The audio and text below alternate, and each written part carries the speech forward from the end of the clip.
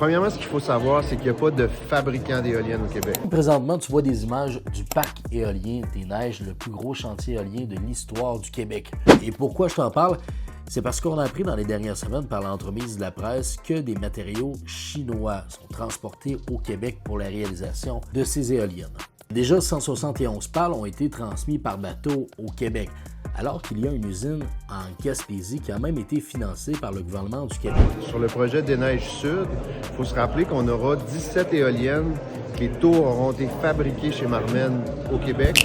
Les raisons, mais divergent, et je suis directement allé à la source rencontrer un des partenaires de ce projet-là dans le cadre d'une rencontre de maillage qui se tenait aujourd'hui à Baie-Saint-Paul pour le projet secteur Charlevoix. Il s'agit d'un représentant de Boralex, un important partenaire du projet.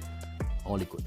On a un fabricant de pales qui concentre présentement sa production pour des contrats aux États-Unis.